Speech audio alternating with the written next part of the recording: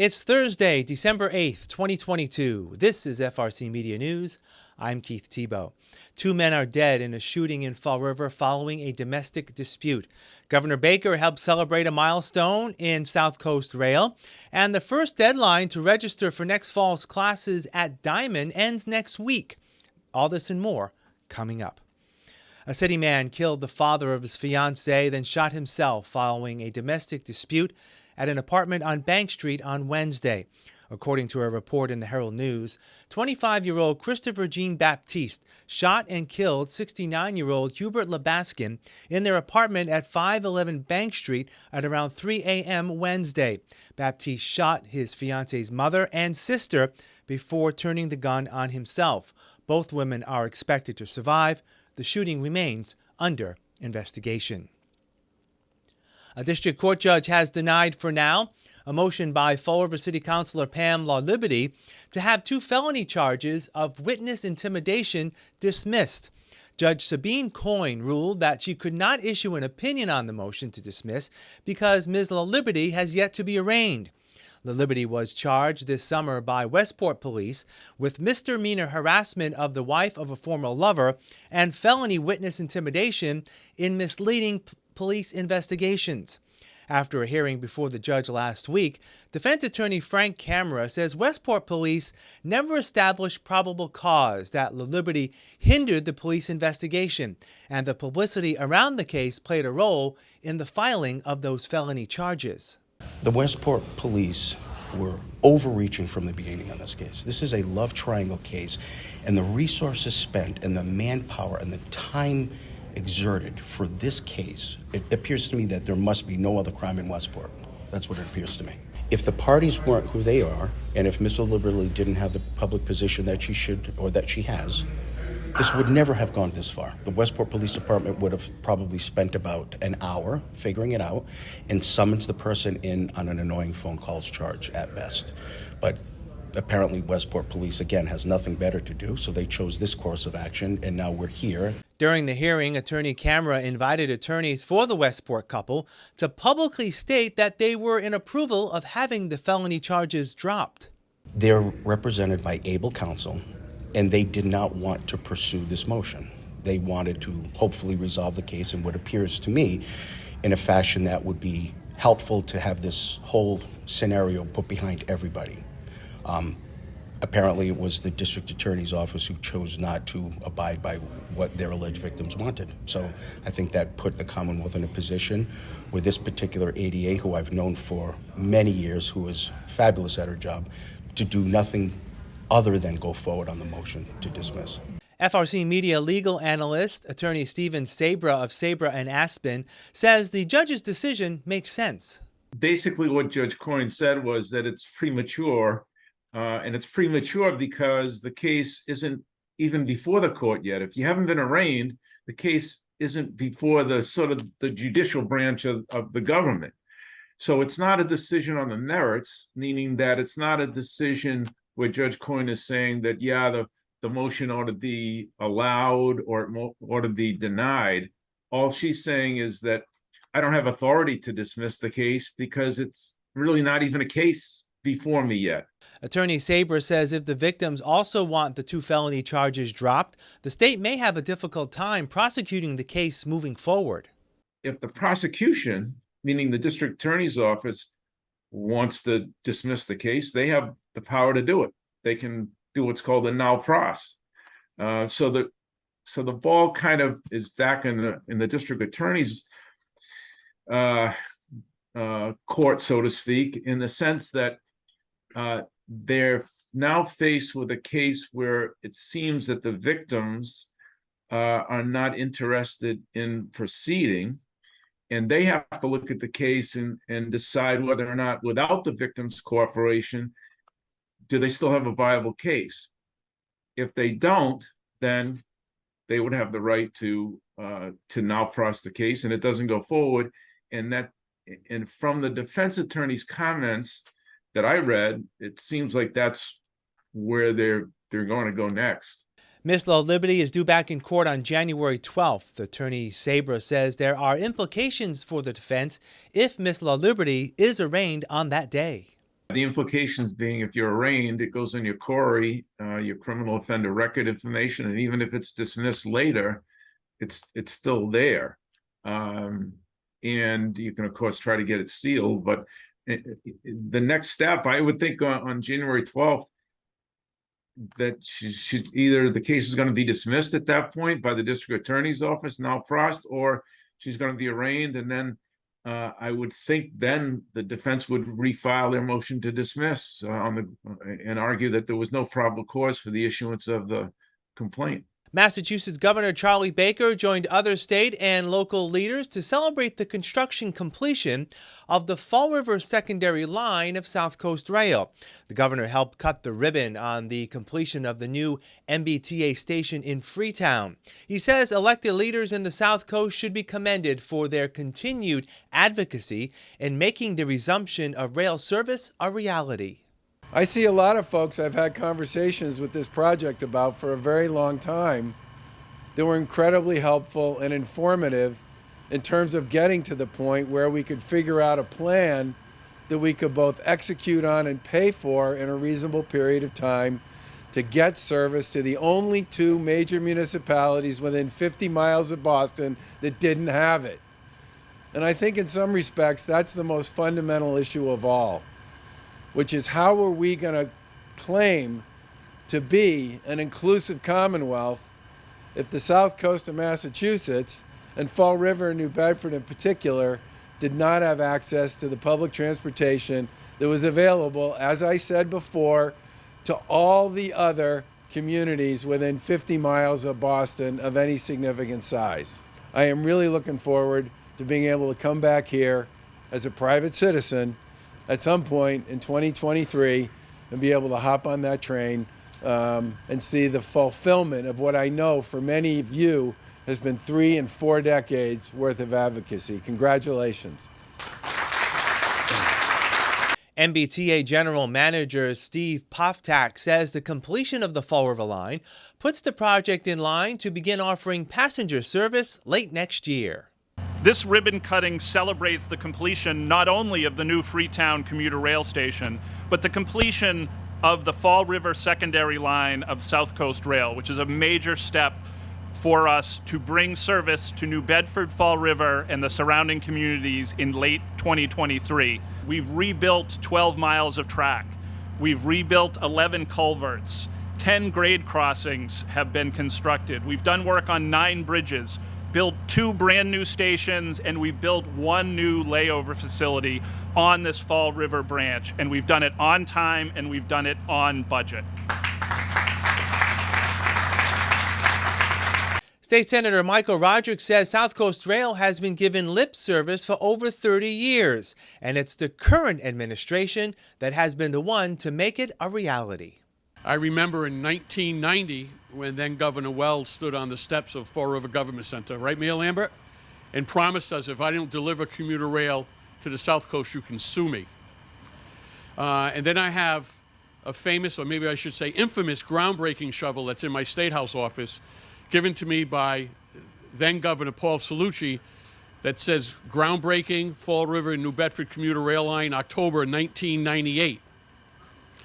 Then I had the real groundbreaking shovel given to me by Governor Baker in July of 2019.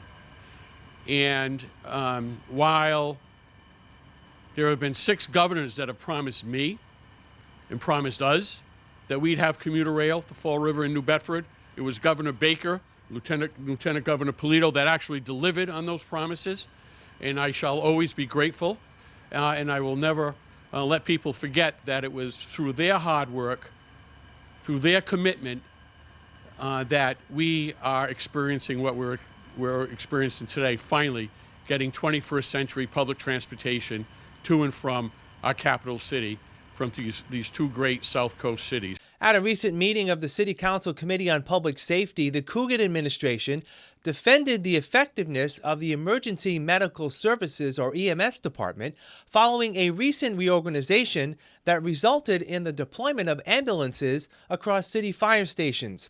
Residents in the Niagara neighborhood have expressed concern that the Candia station on Plymouth Avenue will be the lone fire station in the city without a rescue assigned to it. More rescues will be housed at the Central Fire Station on Bedford Street. City Administrator Seth Aitken told the committee that where the ambulances are stationed is not as important as their response times on calls. An acceptable response time nationally is 8 minutes. Mr. Aitken says in Fall River, ambulances' response times are just over 5 minutes. I think one of the most concerning parts about some of the folks that seem really upset about this is that the basis for their response is not based on fact. It's based upon speculation. And so if you speculate that ambulances are always leaving from a firehouse to respond to a call, okay, well then the ambulance moves, and obviously that's going to change the response time, but that's not the case. The case is almost 90%, 87% of the time, the ambulance who responds to your call is either coming from the hospital or coming from its past call, because they are just, the operational tempo is just so extreme. And so, then we, if we want to sort of shift the concern to, okay, are we equipped to meet the operational tempo, as opposed to are we locating ambulances in the right place? Because that doesn't really matter as much as are we responding by the standard. The answer is we are. We're responding almost 3 minutes faster than the national standard. EMS Director Tim Oliveira says even when it appears ambulances are late to an emergency call, there is other personnel that will respond to triage the medical situation until an ambulance arrives. A cardiac arrest comes in, an engine company is dispatched immediately, which they're trained as. Some are EMTs, some are first responders, they have AEDs. So it's not so much when the ambulance gets there, it's when a first responder gets there. So if the first responder, if there's a cardiac arrest on Moss Street, and Engine 4 responds, and they're there within 2 minutes with an AED and CPR, that is not a delay in response, because it's a tandem response. 87% of the time, the rescue's not going to be in the station. We can't guarantee that there's an ambulance in the station, and that's going to respond with prior to the engine company, and they'll get there and start. It's BLS, basic life support, before ALS. You need first responders, even police officers, right? They're first responders. They'll start CPR, they'll get the AED on, and then the paramedics come in, and then they start the advanced treatment. So there's really no delay in treatment. It's just at different levels. The city currently has 7 rescues in service daily. An additional rescue will be added soon to increase coverage throughout the city 3 days a week. The new BMC Durfee High School has been open for a year and a half, but one remaining structure from the old school remains, the old Nagel Auditorium. Mayor Paul Coogan says plans are still on the table to convert the theater into a community performing arts center. The mayor is looking for some potential help from the Massachusetts Cultural Council to provide funding for renovations. It could be a showplace for the city of Fall River. We need a roof. We need some upgrades across the board in there, whether it's bathrooms, lighting, the doors, that are just sprung from years and years of neglect. They were very impressed with the facility. We were talking about a significant difference in money, though. They were talking about a few $100,000 when I'm talking millions. We toured the building with a local bank that might want to partner with us on this project. We're looking to go down the hall to add some vocational classes that might help us with this project.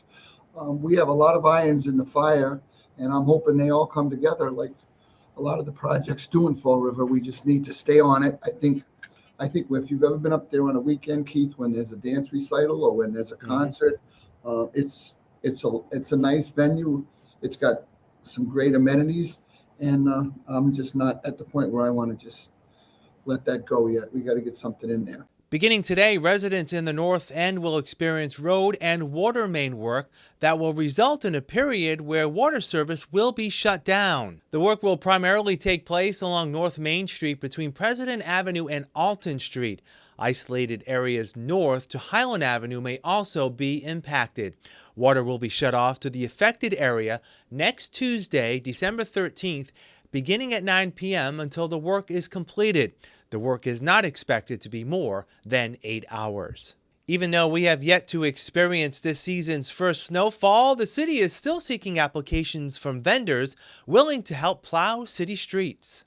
We've raised our rates to make ourselves more competitive. Yeah. And again, at the same time, we're still accepting applications for snow removal vendors. Interested vendors can, obviously contact the city of Fall River or DPW.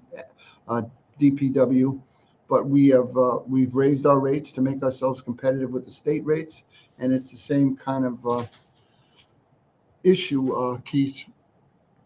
Somerset, Swansea, Westport. I think most of the local communities are all looking to have backup pieces in the fold, and we're doing the exact same thing.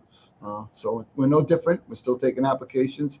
Our rates are much more attractive. So if you're interested, call the DPW and get in touch. But we do have some in, and we're going to build our team up so we can tackle any storm. We have a whole new fleet of sanders and plows that can, obviously make a major dent in any storm, but at the same time, we want to try to have a lot of pieces to move the snow as quickly as we can so that our residents can get their lives back to normal. For more information, you can call the Department of Community Maintenance at 508-324-2585. Parents looking for their children to be part of the freshman class at Diman Regional Vocational Technical High School beginning in September of 2023 face an important deadline next week. The school will begin considering students for the incoming freshman class based on applications received on or before Thursday, December 15th. Assistant Superintendent Principal Andrew Ribello says even though parents can apply anytime, there is an advantage to meeting the December 15th deadline. Right now it's just preliminary, so they fill out their information about where they live, what school they go to, and then after that we reach out to their sending districts, their sending schools to look at their grades, their transcripts. We'll reach out to the schools after that, to the guidance counselor. Right now, it's just a simple online application that they would need to do. If you apply by December 15th, we only look at those applications that have come in on December 15th or before first. So we'll fill those seats first and then continue to accept as spots open up, right? So if we accept someone and they move, they can't come anymore, that opens up a seat later on. But from December 15th and before that, those are the only applications we look at first. Mr. Ribello says the school recently hosted an in-person open house for the first time since before the pandemic, and the interest from parents and prospective students in attending Diman remains high. Last year, the number of students that wanted to come to Diman, we set a record. We almost hit 800 kids submitting an application to come to Diman for 375 seats. So we've really seen the expansion and the need and the desire for vocational education, and specifically Diman. And that's really a testament to the work that's happening here every single day, and the teachers and the hard work and the standards that we set for kids. And we're going to continue to push the envelope as we look to the next chapter here with a new school coming down the road. Parents can find out more information and apply online through Diman's website. We'll have more FRC Media News right after this. Here are some job descriptions on the latest hot jobs list from the Mass Hire Fall River Career Center.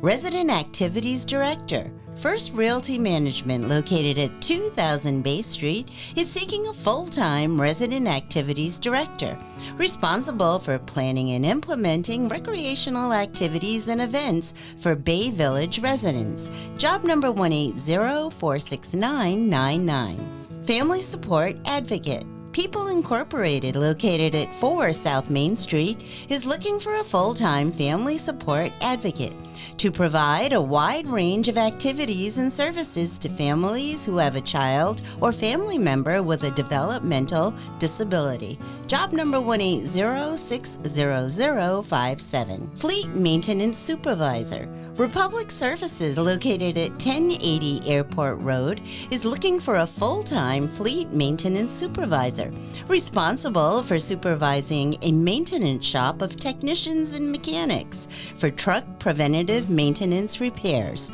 Job number 180-51141. Welcome Center Associate. The Fall River YMCA, located at 199 North Main Street, is looking for a part-time Welcome Center associate. For more information, call 508-675-7841. Tech Etch Incorporated, located at 100 Riggenbach Road, has an immediate need for the following full and part-time positions. Inspector, job number 180-37168. Etch Form Med Inspector, job number 180-37169. For more information about these or other positions, visit Mass Hire JobQuest at jobquest.dcs.eol.mass.gov or call the Mass Hire Fall River Career Center at 508-730-5000. Hi, I'm Tess Curran, the Director of Health and Human Services for the City of Fall River. COVID continues to circulate in the community, and we need to be aware of the resources available to us. These resources include testing, treatments, and vaccinations. As we enter into the flu season, the winter season, the biggest advice I can give to all people of our community is to monitor themselves for symptoms, and home tests for COVID are available, and I encourage people to do those tests to isolate if they have symptoms or if they test positive to COVID, and then to really reach out to their medical provider if they do test positive on one of the home tests. There are treatments available now for COVID. Many of them are very effective in preventing hospitalization and severity of symptoms. The manufacturers of the COVID vaccines have updated their vaccines to meet the new variants that we see in our community, including Omicron. And so I encourage people to get the booster vaccine. For individuals who have questions about COVID or the new vaccines that are coming out, I recommend that they reach out to their medical provider, or they can look at the local resources on the frvax.com website. Welcome back. As we get ever closer to Christmas, there are still opportunities for those in need to enjoy the season and for others to donate. Last week, the Salvation Army launched its kettle fundraising campaign for the holiday season. In Greater Fall River, the famous red kettles can be found at various storefronts throughout the season.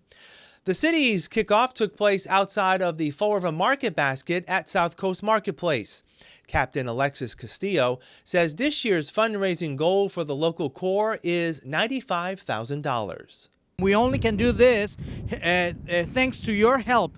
We are with our kettle workers right here, and we are ready to launch the campaign. And please, if you walk by a kettle, give some money. This go back to your community. We are thankful for stores like Market Basket, where we are right now, and thank you for Walmart and all the other stores that allowed us to be there in the front doors, ringing the bells to make the families of this community to have a good Christmas and a good season. Captain Castillo says this holiday season, the Fall River Community Center will provide assistance to over 500 local residents in need through a local toy distribution on December 14th and 15th and a holiday dinner on December 21st.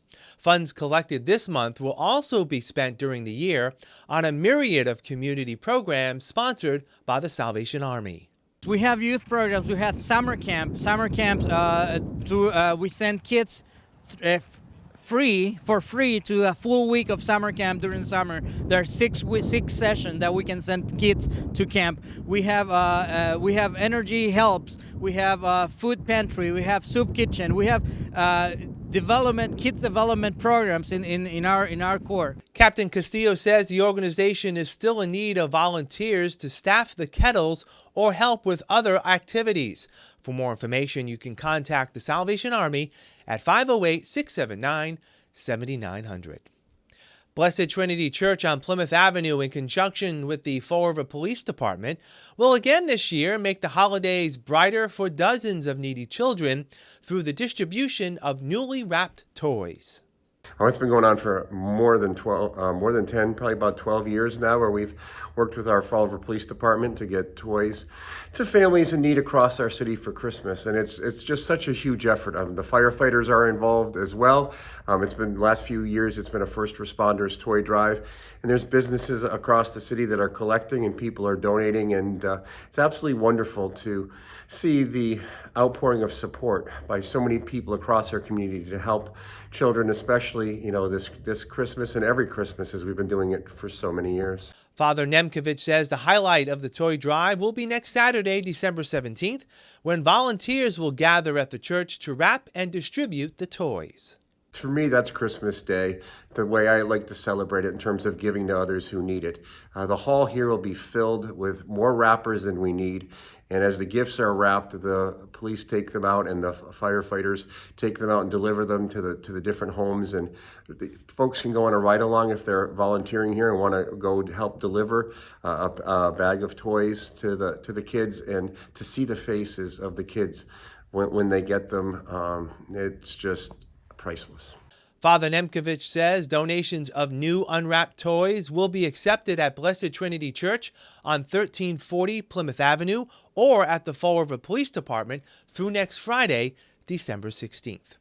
We will wrap up this edition of FRC Media News right after this. Welcome to Hot Dogs and Cool Cats. Here we have Miley.